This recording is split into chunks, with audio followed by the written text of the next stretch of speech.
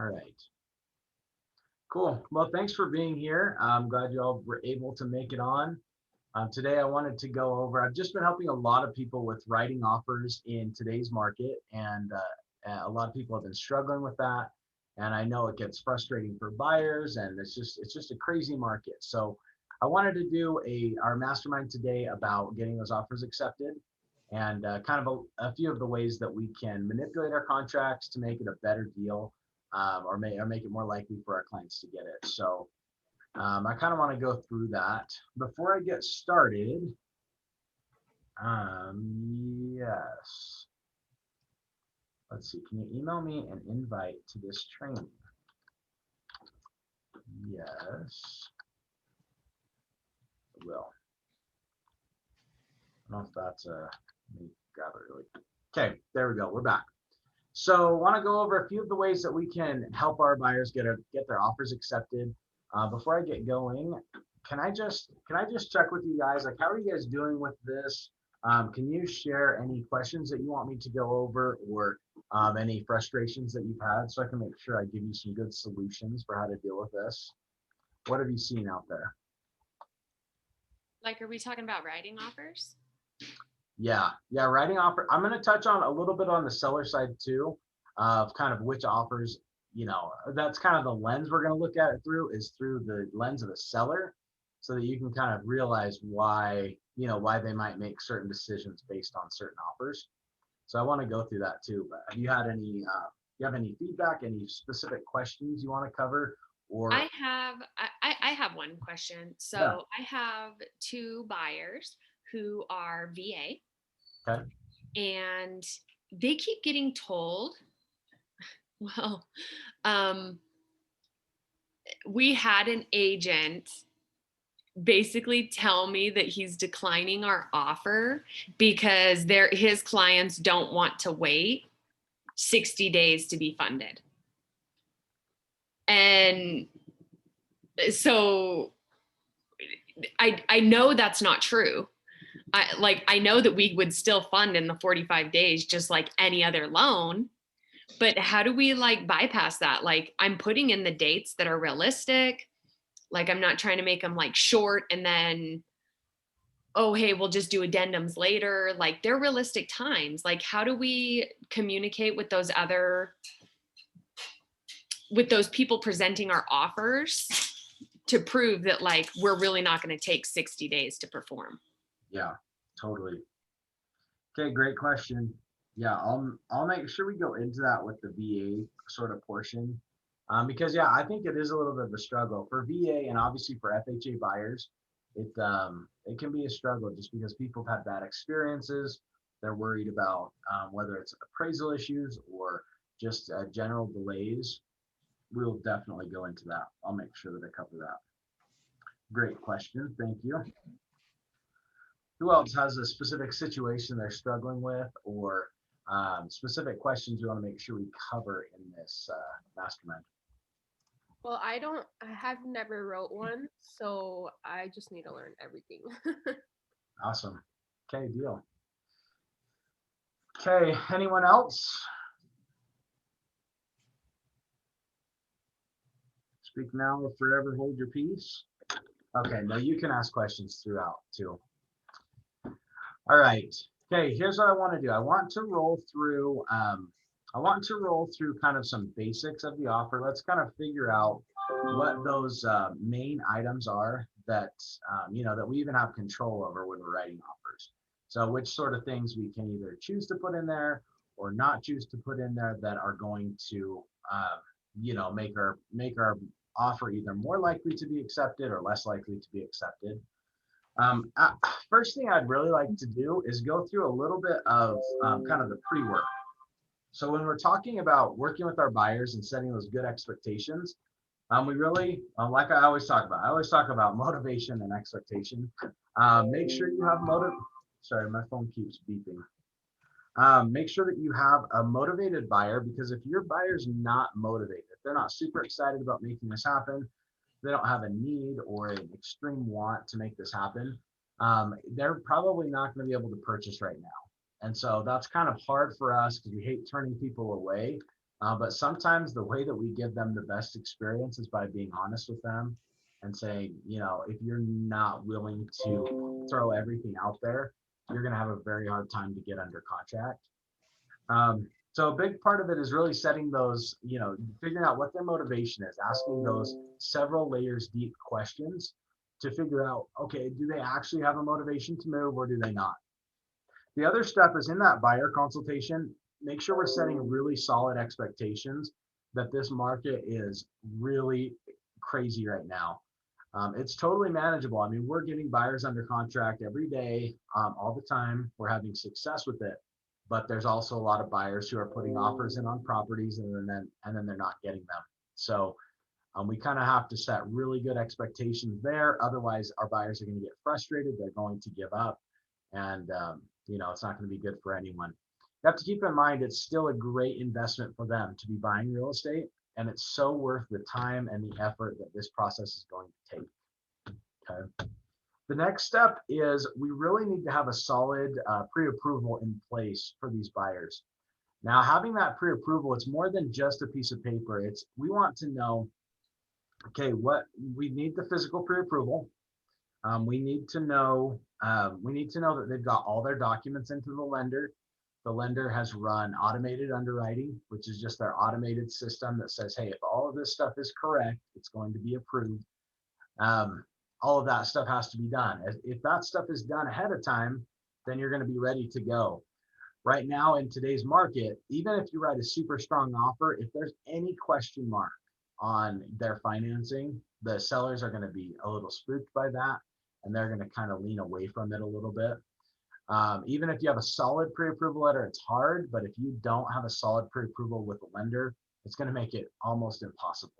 So make sure you talk to the lender, they have the documents, they know that they know the situation, and they're super confident that it's going to be able to be done. And then what I like to do is I like to have the lender reach out to the listing agent to say, hey, here, this is who I am, this is kind of my story. Here's which buyer I'm helping. They're working with Christina on this deal. Christina's their agent. They're super solid. I've already collected all their documents. I know what I know what the situation is, and I can definitely get this thing closed. Even touching on that question that Sade had about the VA buyers, having your loan officer call and say, hey, here's the deal with those buyers. They're going to do a VA loan because they served our country. I really lean into that on the VA side.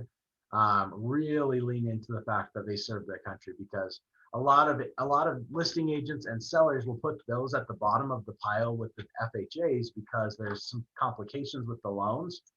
And I make a pretty big deal to try to get them to, I really think they should be putting those at the top, not at the bottom, because those are people that served our country. So make sure that you have your loan officer call the listing agent and say, hey, this is going to be an easy loan. I've got it in the bag, and I am going to be able to turn it around in X amount of days.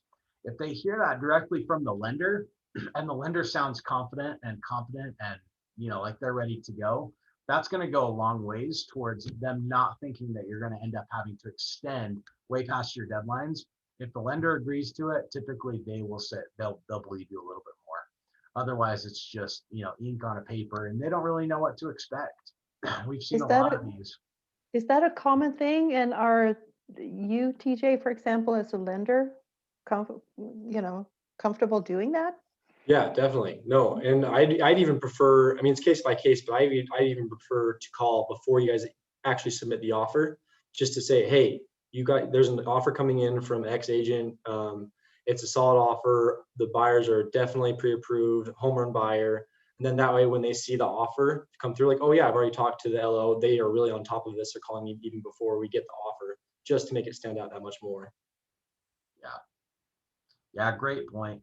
Yeah, it really does. That call makes the biggest difference. When you have to think about it. When you're the seller's agent, you're going to be receiving probably, depending on the property, but a lot of these properties, they're getting 10, 20 offers on them. And so there has to be some way that you kind of weed them out. And one of the ways, a lot of times I will pull out, I'm being honest here. I'm going to pull out the anything that's at a very low price. Of course, those are going to go out first. The next ones are probably going to be the FHA ones, where I kind of pull them out, especially if we think there's going to be appraisal issues, or if it's a house that's going to be more difficult for that. We'll typically pull the FHA ones out. And really the top ones we're going to want to look at are the conventional ones, the VA ones that have the best terms. And then out of that smaller group that comes in, I'm going to look a lot at what those lenders say.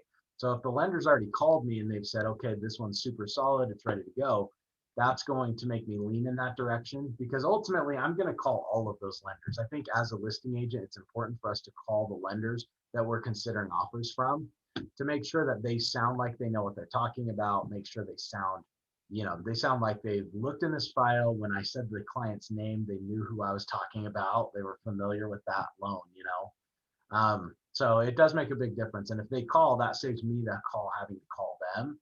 And so they're going to make contact and have that rapport built. So that's a huge part of it. Really, the loan program does make a big difference too. And I wanted to kind of go over, because since we're all kind of talking about preparation, the loan program can be a make or break on here.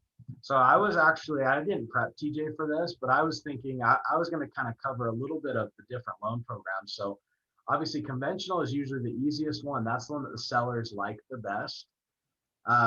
VA is not necessarily the easiest one, but that's like a second for me, just because, because of the service and whatnot. And most of my sellers will be interested in that too. Then it goes down to FHA. I would say like USDA kind of gets mixed in there. I don't really have problems with USDA loans. I don't know how familiar you guys are with them, but it's still a government loan. But TJ, do you want to touch on those a little bit and kind of talk about one of the things that I always see is people go in, they get approved for an FHA loan, and they don't ask about the conventional loan, or we don't try to go that route. So, and obviously that makes a big difference on your offer, is if you can have a conventional loan. Would you care to go into that a little bit and just kind of talk about what it would take to get people upgraded into these conventional loans where people are getting their offers accepted more often? Yeah, definitely. Yeah, I can do that. Cool. So, basically the way that we structure the loan, FHA versus conventional, is based off of mainly two factors, debt to income ratio and credit score. You can get a conventional loan with lower credit scores, but it's more expensive for the client. That's why 99% of the time we go FHA if it's below 680. Also, with the advantage to going FHA for the client is that the debt to income ratio, their total expenses can go up to 55% on that back end. Whereas if it's conventional, they can only get up to 50%. So that's why oftentimes when you're seeing offers that are FHA, most likely either they're lower credit and or their ratios are really tight, meaning that there's more likelihood that the loan could fall through. Also, another stigma with FHA is that appraisals are a lot harsher. There's a different format that appraisers go through on an FHA when they see it's an FHA loan versus in a conventional loan. So they're going to pick it apart a little bit more. And the FHA appraisal sticks with the actual house longer. So if it comes in low, it's the appraisal can stick with the house. USDA, the cool thing about VA that's an advantage for borrowers is that there's no MI, mortgage insurance involved, and zero down payment. And the debt to income ratio, there's not a set standard debt to income ratio. So it can really fluctuate of how much they can be approved for. We got one approved right before, I'd say in November. We had a borrower with their debt to income ratio, a VA loan, at close to 65-70%. So marginally higher than what a standard FHA or government-backed loan would be. But does that make sense? Any questions that you think of off the bat for that, Nick? No, I think that makes sense. There's kind of those different tiers. Mm-hmm. And so a lot of the times it's a little bit of a matter of just like, obviously the way that their situation sits now, it might work the best for them to go FHA, but I think it's important for us to have those conversations with them. Yeah. And probably some of it has to do with the lender as well.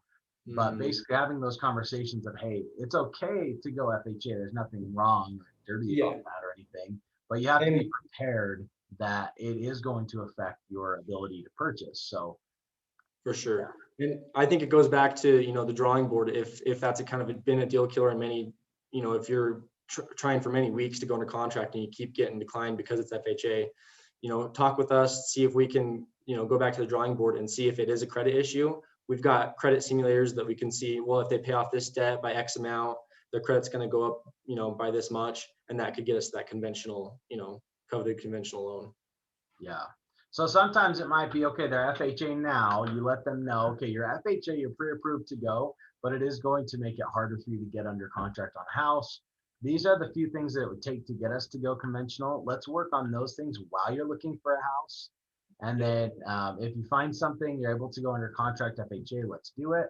If you aren't able to get under contract on something, at least we'll be making progress towards that conventional option.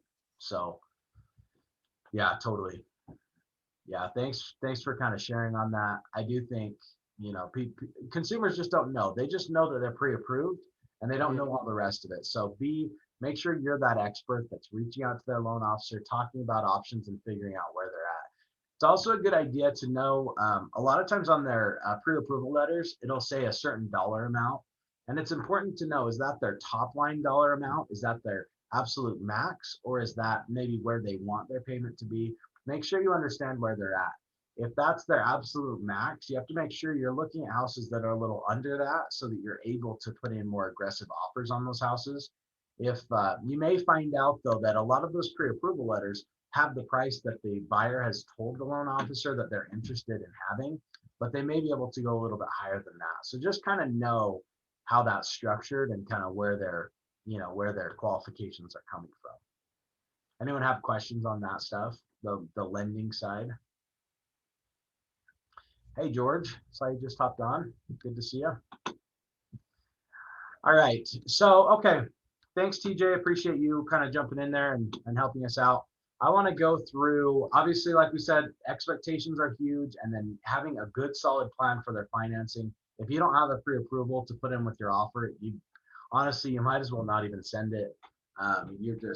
You really need to have that plan put in place well before you're putting in an offer. So make sure, especially, and I try to do this, I'm not the best, which is why some people on Brock and TJ's team kind of are annoyed with me. But on Thursdays and Fridays, be reaching out to your loan officer and say, hey, I'm going to look at houses with so-and-so. I need an updated pre-approval, get any information that you need, because over the weekend, it's going to be harder to get in touch with your loan partners. And it's nice. It's just more smooth. It's more seamless. If you can get a hold of them on Thursday and Friday, get updated pre-approval letters and information so that when you go to write an offer on Saturday, you have that ready to go. So that's a good practice. Okay, let's talk contracts.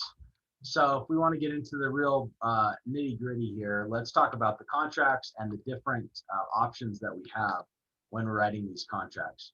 I know, Bianca, you said you hadn't written a contract yet. Pretty much, how many of you have never written a contract? Is that, I'd say maybe Bianca and I don't know. Most of you have written a I contract. haven't written a REPC yet. Oh, okay. Awesome. Okay, well, let's kind of jump into it. I guess Wendy has. She's going to be closing on hers in no time. So cool. So let's kind of run through this. I'm not going to go super in depth on everything on the REPC because, I know not everyone on this call is going to be brand new to it, but I'm going to focus on a few areas where we can make a difference. And you can kind of explain this to your client of these are some of the things we can do to make our offer stick out. So I'm going to share with you real quick. And let's start going through this. I'm going to send this out with the recording of this video as well. I'm going to send this. This is actually a kind of an interactive document that our broker Rich, made to kind of give us some ideas. It's got explanations. When you pull up the actual document here, you can actually click on these different colors and it'll give an explanation of what that section means, how it applies, how you can use it, stuff like that. So it's really a kind of a cool tool when you're writing offers. But what I want to do is kind of go through some of those main things that we can tweak to get our offer accepted. So as we come through here, the first thing we have control over, this is just a normal rep C, obviously. The first thing that we come to that we really do have control over, and we can, it can depend whether we get our offer accepted or not, is earnest money. So earnest money is a really big thing, a really big piece of the contract. It's basically it's the amount that we put in there that says that we're super strong buyers, that says that we are serious about the purchase. And this is also going to be the penalty if someone doesn't fulfill their side of the agreement.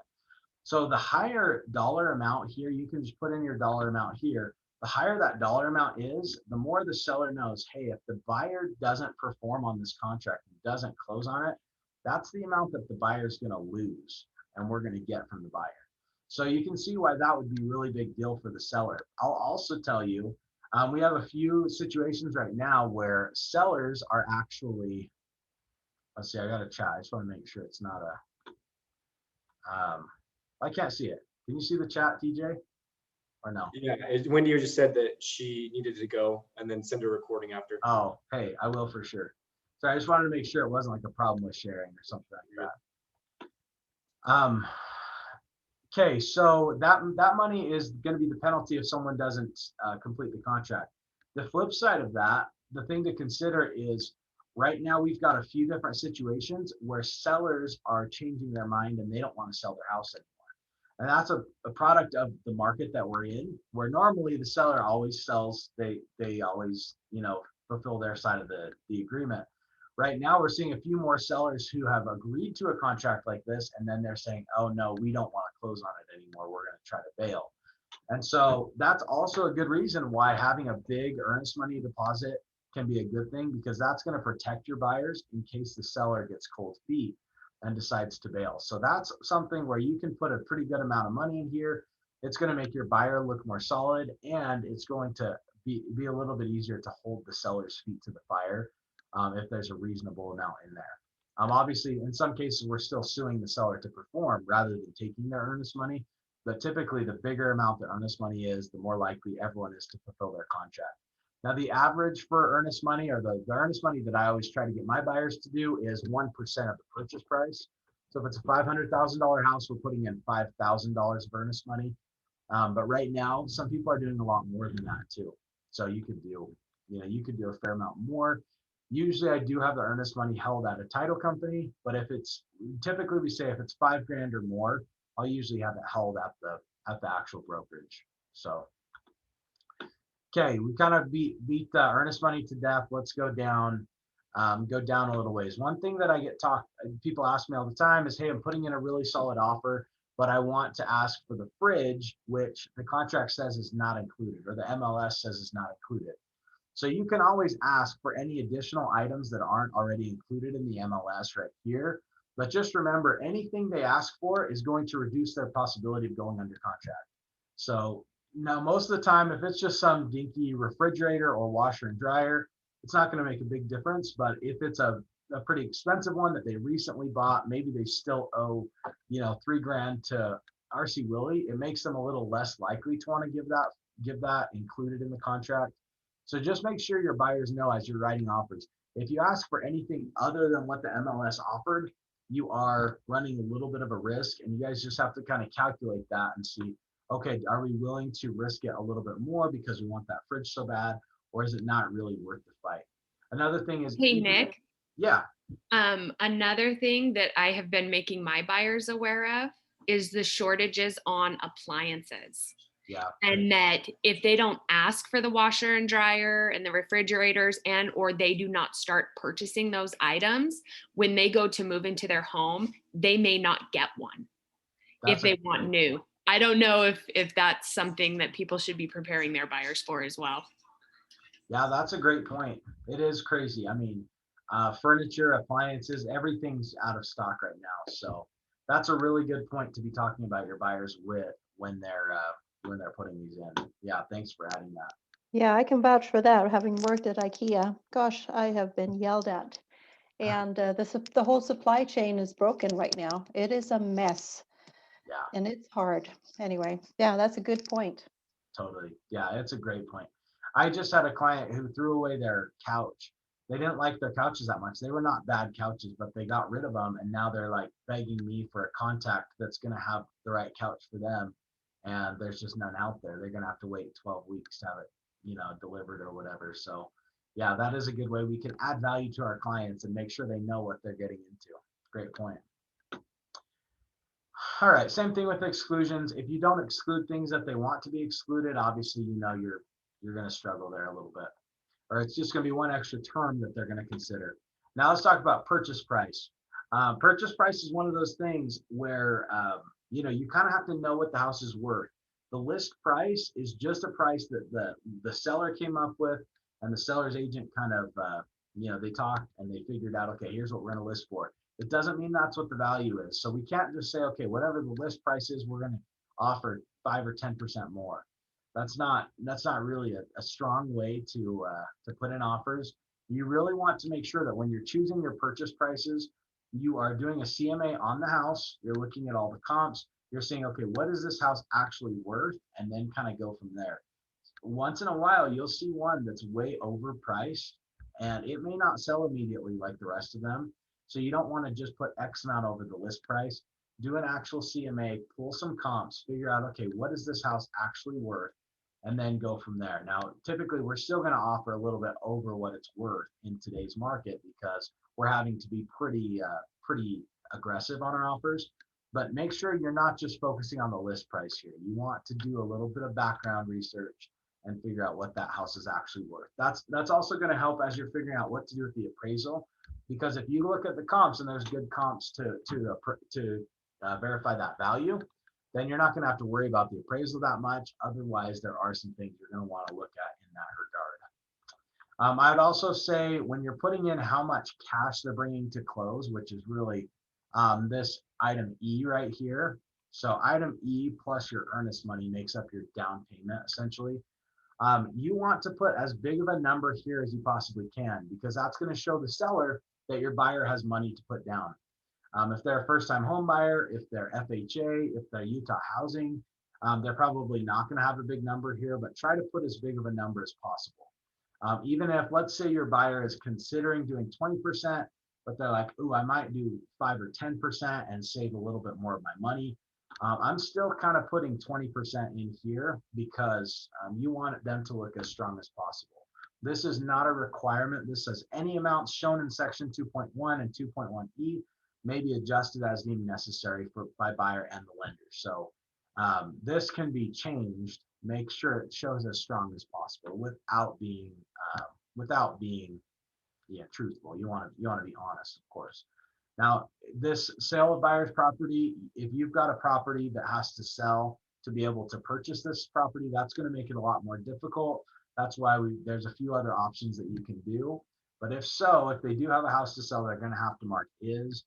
Hopefully, they're not going to have to do that. They'll choose is not. There's a few strategies you can do to make it a little easier. If they do have a house to sell, I always like to get those pictures way ahead of time, get the house prepped, get photos made. I'll make open house flyers or like for sale flyers before we are even actually listing the property.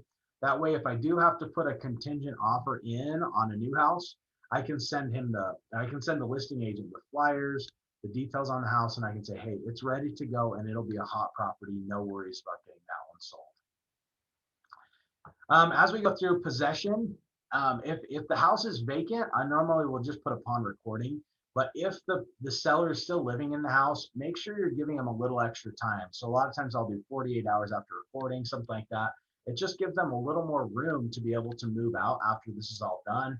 They might be buying another house through this process as well. So, I mean, that's something that just gives the seller a little extra convenience, makes it a little bit easier for them in the move. And that could be what changes, that could be what decides there, whether we can make it work or not.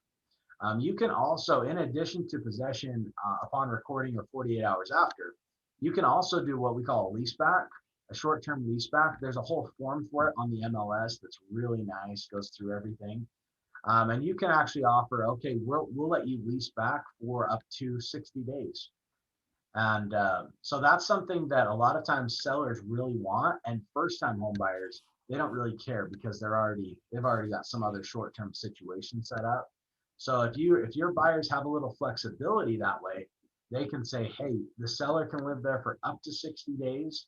And that's okay with us. That's a really great strategy to be able to get houses under contract, because that's going to give the seller the flexibility to go find a house that they love and be able to close on that one as well.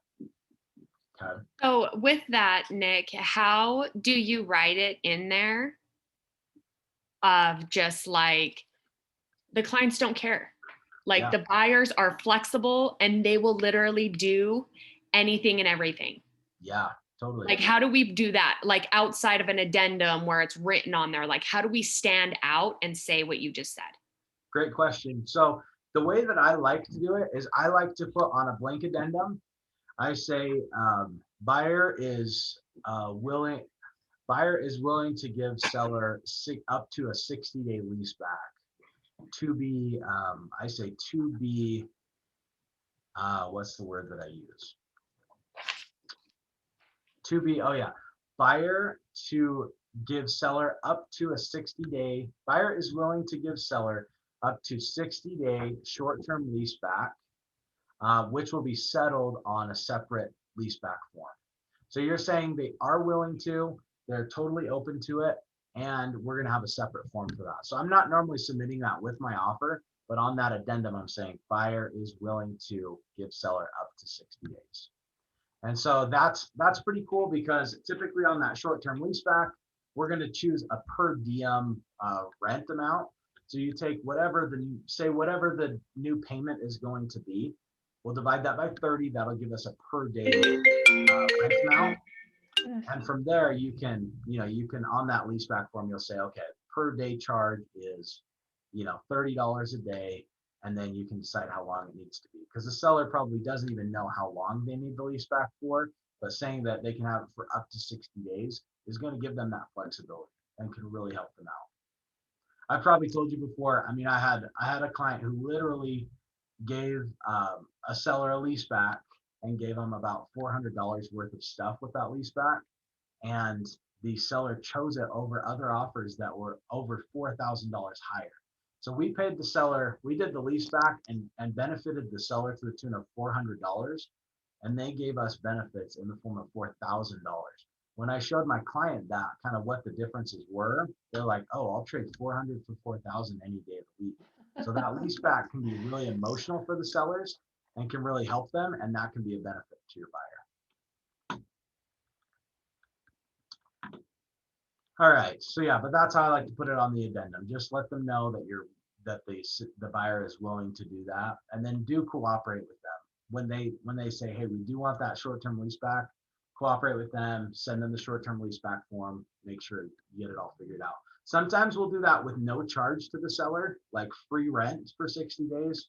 I've done that, and sometimes we'll charge them. Either way, it's a huge benefit for the seller. They don't have to leave immediately. One note is that your buyers probably, if they're getting an owner-occupied loan, they need to be moved in there within 60 days. TJ, is that true on any loan type, or are there certain? I'm pretty sure as long as it's owner-occupied, they have to plan on moving in within 60 days, right? Yeah, correct. Okay, cool.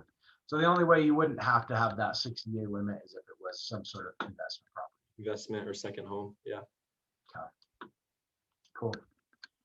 Awesome. Okay, when we're talking about like proration, special assessments, I'm usually having the seller pay for all that stuff. One thing is if it is a townhome or a condo, you can have, you can say that the buyer will pay any of the transfer fees if you want to. I don't always do that. I mean, it's usually only a few $100, so it's not going to make a big difference. Honestly, I usually put seller, but then I throw everything else. I try to give the seller everything they want. Right here, I do prefer the seller to pay for it, but you can have the buyer too. It's not going to be a big deal. On most MLS listings, at the top kind of left portion of it, you'll see HOA transfer fee, and it'll tell you kind of what to expect there. If it's pretty low, it really doesn't matter. So I wouldn't start a big fight over that, of course. Let's go over some other things that we can kind of control. So let's talk due diligence. Now, if you've got a house that's brand new, that's in great condition, and it's been really well taken care of, it's possible that you could waive your due diligence. Now you have to know what that means, and your buyer has to really understand that. Sometimes we'll waive our due diligence and we'll say, hey, we just want the house as it is. Now I've done that before, especially on townhomes or condos that are pretty new that I'm not expecting any issues with. But you do have to realize there is some risk there. Even in a newer place, sometimes you'll find out they have foundation issues or they have some other major problem. So you kind of have to be careful with that. If you're going to be offering without due diligence, make sure that your clients know what's at stake. Usually that's just whatever the earnest money amount is. So you can kind of make sure they're comfortable. Okay, if we find out this foundation has totally slipped and the home is not stable, you're going to be out $2,000 or $5,000 or however much their earnest money is. Make sure they understand that that's a risk. I do like to use this because it makes it a lot better for the seller, but ultimately we still have to make sure that that our buyers know what we're getting them into.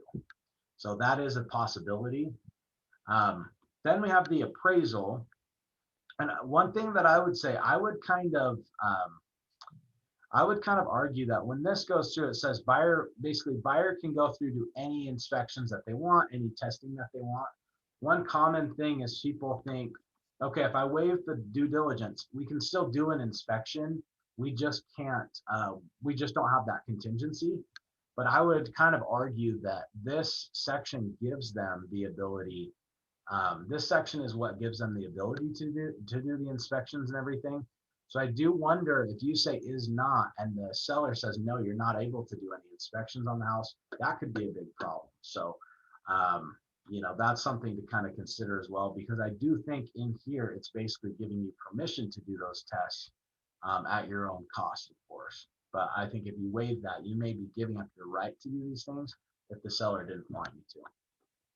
One thing we've done to make offers more competitive too in the past is waive the appraisal deadline.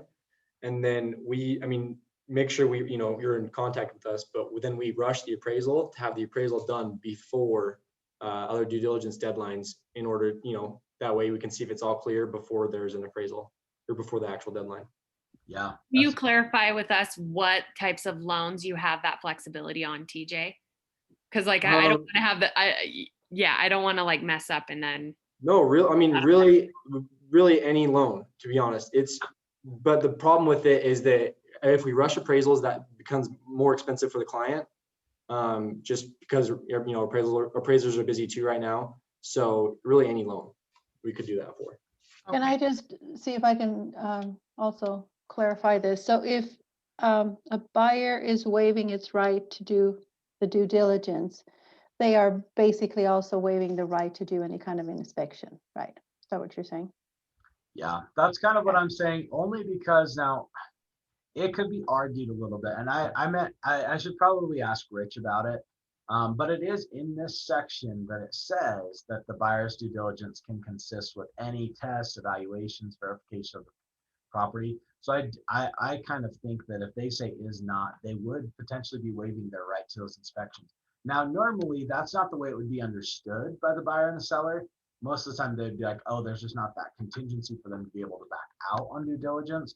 But I think there's a possibility the way this is all, written, I think you might be waiving their right to do inspections if the seller wanted to prevent you from doing that. I see what you're saying.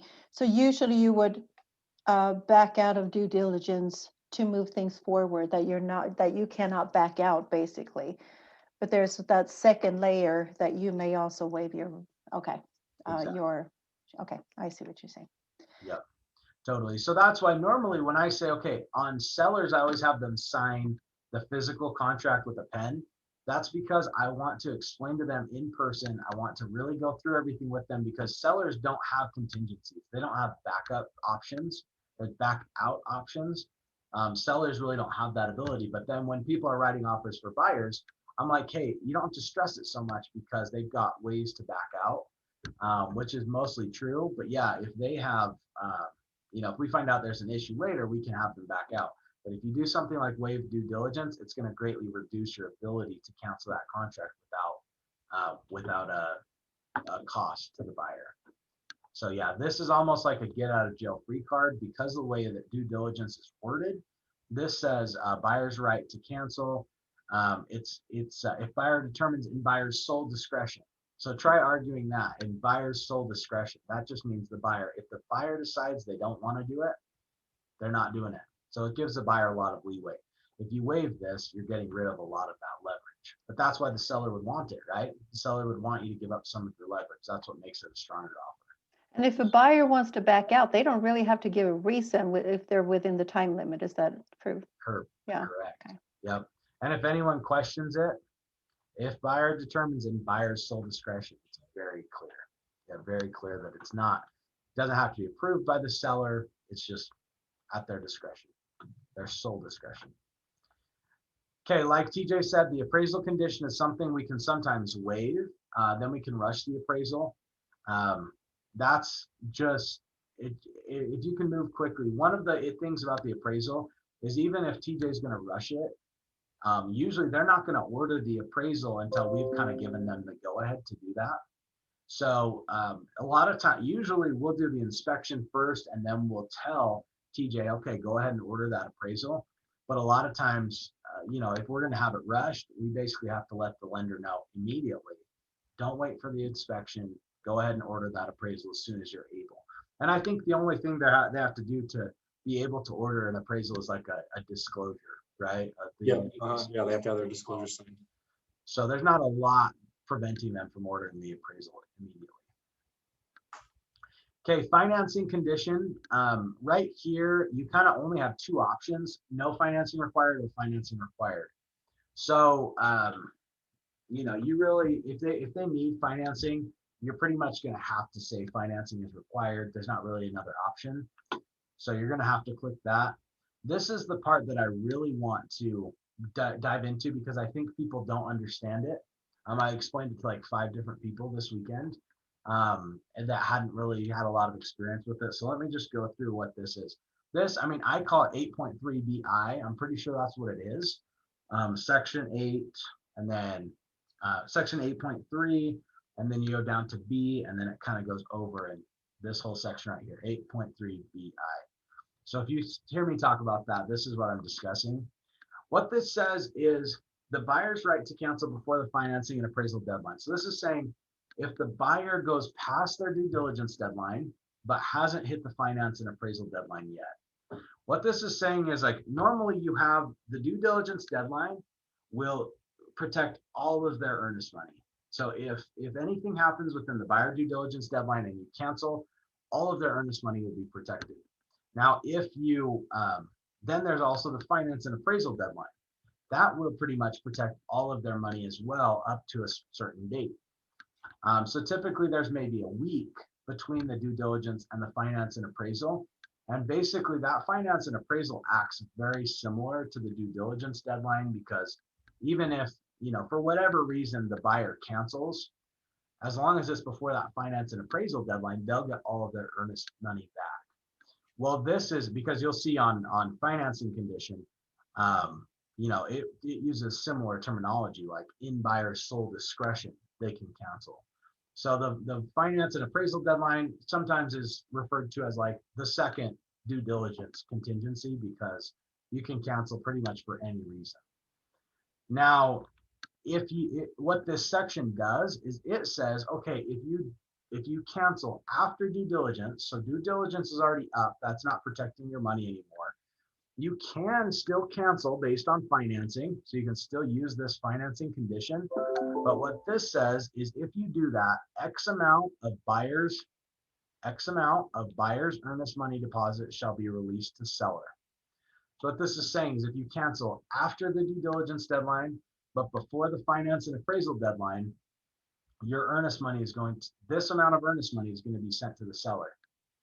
So that means if you put, let's say the earnest money amount was 5,000, if you put 2,500 in here, then if you cancel after due diligence, but before finance and appraisal, this amount will go to the seller.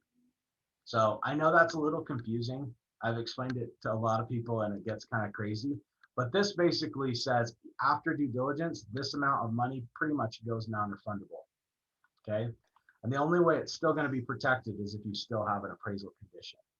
So talk a little bit about the strategy there, because what I'm thinking now is, since I haven't done this, but if I'm now, going through this with a buyer, Yeah, they've put 5,000 down as earnest money. That's a lot of money, right? Out of pocket, Yeah. basically. And now totally. you're putting 2,500 here, and basically you've done your due diligence, but now the appraisal comes back and you realize maybe this house, first of all, isn't worth quite as much, and or the lender says, well, we can't really, we can't lend you this much money. So now you have to back out. That's a lot of money to lose, right? Mhm. And yet I can see the higher this amount is, of course, the stronger of a buyer you are, but how would you, how would you reason around this? Yeah. So, okay, if when I do this, which I do almost on every offer, if I do this, I have to know a few things. I have to know that the buyer is sold on this house. It's not up in the air. It's not a question mark. We're kind of past the time of being able to decide on this house. They have to be 100% set on it by the time that due diligence deadline comes around. The other thing is you have to know that their financing is pretty good, because let's say their financing fails after this, they're going to lose whatever money is here regardless. So by that due diligence deadline, I need to know the buyer is totally set on this house, they're totally happy with the condition, and that the lender is totally confident that we're going to get it done. Now, the lender's not going to be able to 100% guarantee it, but if you let them know, hey, here's kind of what we're doing, we really need to know by X date whether they're good to go. The lender should be collecting their documents, all their updates and everything, and really digging into it. And they should be able to give you a pretty good idea of, hey, here's a few red flags on this file, or it's pretty much good to go. So you just want to have your buyer totally prepared by that due diligence deadline before this comes into place. You have to know that you're solid. And I'm only working with people who are like 100% ready to go right now. And I'm assuming most of you guys are too, because of this reason. I mean, if you can't be aggressive like this, if they're not totally ready to go, you're just not going to have that flexibility, and you're not going to have an easy time getting your contracts accepted. So you have to be pretty set by the due diligence deadline that everything looks good. So you would feel confident setting a 2,500 amount here, for example, because of, okay. I do it all the time. There's some conversations that have to be had with the client, and some conversations that have to be had with the loan officer as well, to make sure that this is all reasonable. Okay. The other thing is, when you're putting an offer in like that, some people don't understand the 8.3 BI concept. So especially if it's with someone who's newer or someone who just doesn't seem like they know exactly what they're doing, you may have to explain this to them, because unless they understand what the benefit of that is to their client, it's not going to do you any good. So do make sure that they understand this. I'll say, hey, I put 2,500 in 8.3 BI. How familiar are you with that? And if they say, I don't know what that is, then I explain it to them. And it's somewhat complicated to explain. I'm not going to lie. You can replay this thing back when I send it. But it's a really powerful tool. I'm glad they added it when they made the last revision to this rep sheet. Okay, additional earnest money deposit. You can put some. I don't normally. I try to put a strong earnest money down initially. Don't worry about that. I do normally have a blank addendum that I'm going to add to this, just because I want to put that stuff about the lease back or whatever. Home warranty, you can ask the seller to pay for it, or you can have the buyer buy it themselves. It's only about $500. Most sellers aren't that worried about paying for it, but obviously it is $500 that hits their bottom line. So if you're asking for the seller to pay for it, just know that's going to compensate about $500. In my opinion, it does help both parties, because if there's an issue, it's going to smooth over a lot of that stuff. Let's go through any of these things that are going to make a big difference. Like, we're pretty much out of the hairy stuff. Now, when it comes to your deadlines, obviously, so seller disclosure deadline, I always want to give them a few days for the seller to give us their seller disclosures, because they're going to have to pull new PRs, get us all of that stuff. They'll need a day or, a couple days for that. Due diligence deadline, obviously, the sooner that is, the earlier that is, the more aggressive your offer is going to be considered. So I'm normally doing due diligence of 5 or 7 days max. It used to be 10 or 14. Now it's like 5 to 7. That just means if you're going to do that, you have to order the inspection really quickly. The finance and appraisal deadline, obviously the earlier the better. I'm typically doing that around like 18 days or 15 days, something like that.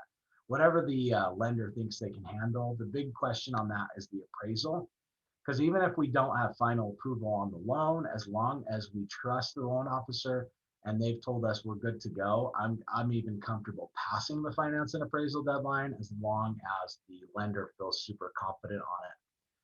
Obviously, the settlement deadline, most sellers want it to be earlier. Not every seller, but 90% of the time, the seller is going to want a 30-day close. The way to find out what the seller wants, by the way, is you need to call them. You need to call them and say, hey, what's important to the seller? What's their situation? If they have any comments in the MLS, read those. Like figure out, okay, what do they really want? But 30-day settlement deadline is pretty standard. Make sure that your lender can hit that and make sure that your lender is willing to call the listing agent, let them know that that's doable. Okay. If you're doing FHA or any loan where you're asking for closing costs, obviously that's going to hurt your ability to get an acceptance. In another market, we ask for closing costs all the time. In this market, it's just not the case. Makes it very difficult to do that. Okay, I thought I had a blank addendum here, but I do not.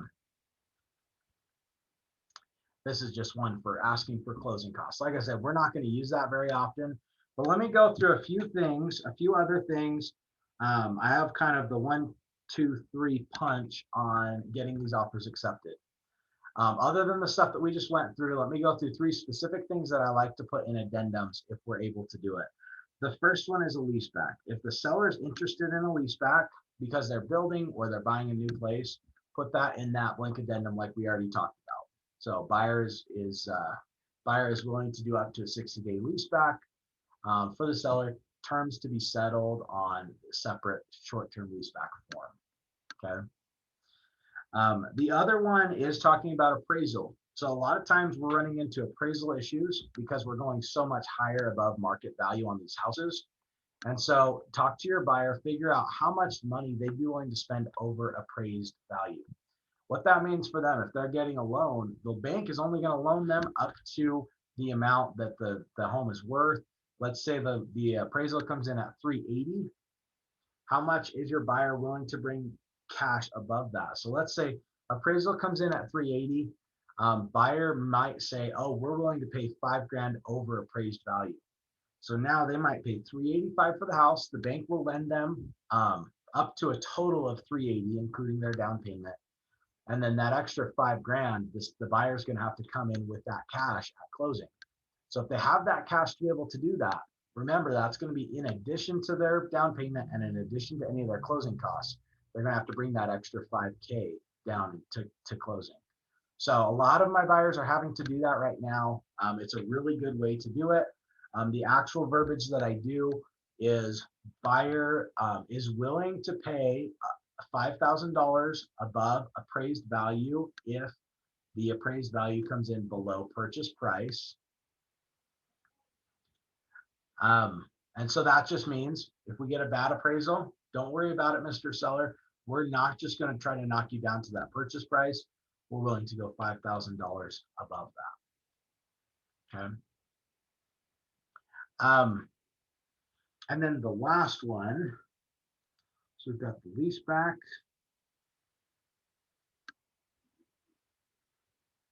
We've got the lease back, we've got the appraisal, and then the last one is sometimes we will do earnest money that is non-refundable.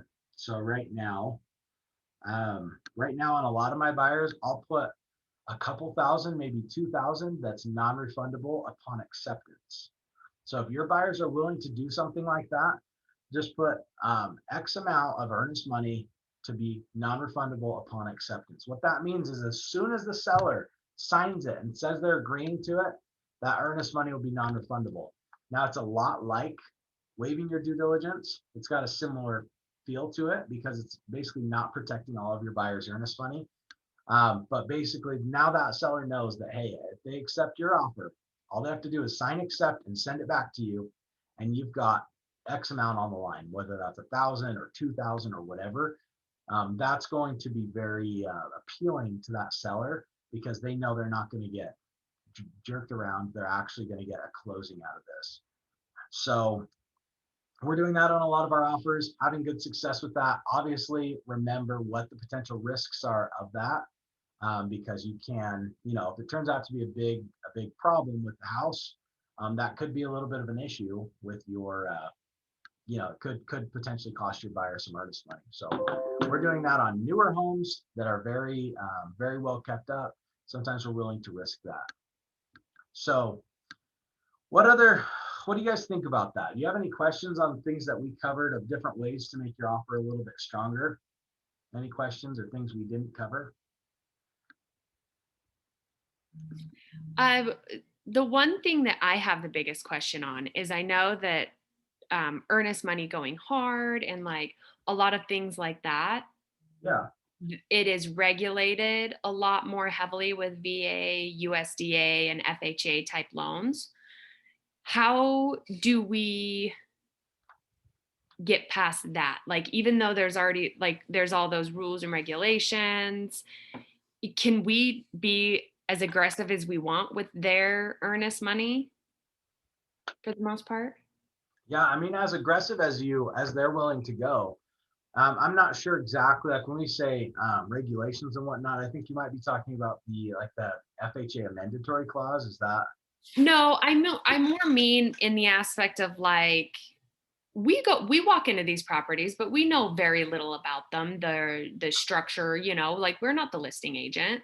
So like what are things in the appraisal and or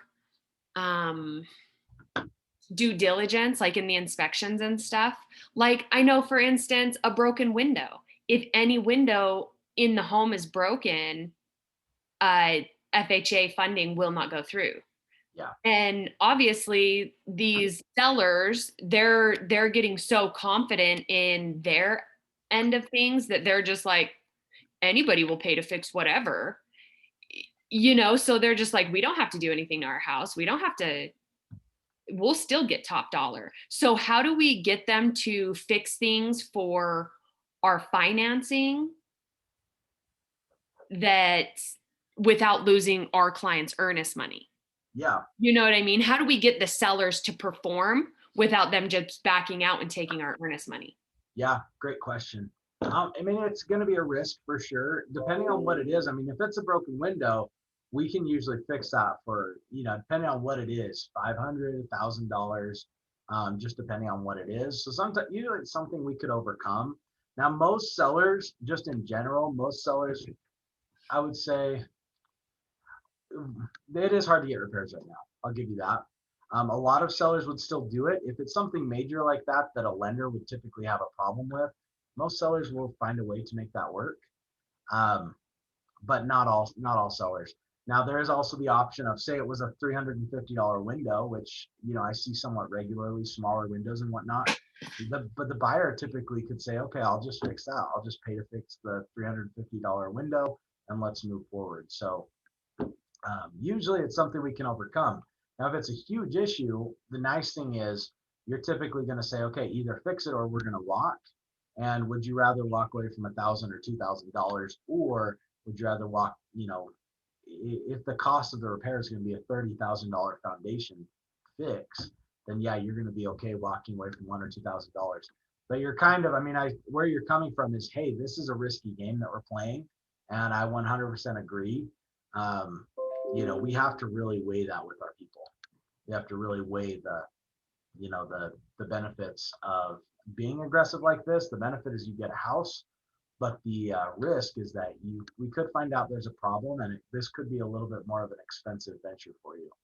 So it's kind of it's mostly about letting your clients know. And I always talk about educating them on worst case scenarios. So, hey, if this goes great, you're going to get the property. We're going to move. Everything's going to be fine. If this doesn't go great, you're going to be out $2,000. What are you going to think about that? Like worst case scenario is you lose $2,000. Most people right now are so emotionally wrapped up in this thing that they're like, okay, I'm willing to risk $2,000 because I haven't been able to get anything else under contract. So I'm going to take a risk on this one. As long as they understand what that risk is and they're willing to accept the consequences of that, it's fine. Obviously, you don't want to do any of this stuff without your client's buy-in. And you don't even really want to hard sell them. You want to give them the facts and let them decide where their risk tolerance is. Okay. Yeah. And by communicating that to them, they're the ones taking the risk, not you. If you don't explain this to them and they lose $2,000, you're going to be the one probably paying the earnest money because they're going to say, oh, I didn't understand that. I didn't know that. So make sure that you're communicating the risks to them. Maybe makes even in writing. So, Yeah, for sure. so, okay. What other questions do you have? Is that helpful? Kind of a few different strategies of getting these offers accepted. Okay, I'm going to throw out a quick, I want you to do something. If you've never written an offer or if you haven't written one in a while, will you write a contract today on a property, not necessarily for a buyer, but just as a practice run, kind of run through it, see what questions you have, because as you fill this out on your own, I find a lot of people have come up with a lot of questions. So go write a fake offer, get used to using this RepC, because once you know the basics of it, you know where to put the seller's name, you know where to put the buyer's name, which you can usually figure out if you just kind of read through the contract. But if you understand that stuff, then when you go to put an offer in on a property, you can, rather than figuring out how do I use a RepC, you can say, okay, which sections am I going to change to benefit the seller the most so that my buyer gets their offer accepted. So if you haven't written one in a while or you're not used to writing them, I know Sade wrote 7 over the weekend, I think. So you've probably got plenty of practice. For anyone else, if you've not written one before or haven't in a while, write a fake one, send it to me, ask me what I think about it, and we'll kind of go through it together. So And now anything I have some dumb questions about that then. else? Do you have like a mock RepC that we can use, or should we just go to the MLS and download one? Totally. Or can we use this one? And also, do you want us to use an actual listing? Yeah, I would say use an actual listing because you can use the MLS details to kind of fill it in. I will send this copy out just because it does have some help from Broker Rich, so it's kind of cool. So I'll send this out with the email with this recording so you can go through it. And yeah, I just say fill out that RepC the best you can. If you don't know what to put in the space, make sure you read the words before it, the words after it, and see. You'll kind of be able to tell. Sometimes in parentheses, it'll tell you exactly what to put in there. But basically, just download it from the MLS like I would if Yeah. this was a real thing. Okay. Yeah. Okay. And then, yeah, make a fake offer, send it to me, ask me about it. We can cover it, in our weekly get together or whatever. So, Hey guys, I'm sorry. I've got to hop off. I will see Hey. you tomorrow. great to chat with you. See you tomorrow. Bye-bye. Thanks. Yeah, totally. So any other questions on it? Did I answer all those questions, Tina? Yes. I just wanted to know if you wanted us to use this actual form or if we just do it, where we would in real life. Yeah, I would do Okay. it just like in real life. Okay. Try it out. Okay, well, any other questions for me before we break? Okay, well, thanks for being here. I'll send the recording out in just a bit, just this afternoon. Thanks, TJ, for your help. I appreciate it. And if you guys need anything, just bug me. I'm here to help. Okay, thanks, guys. See ya.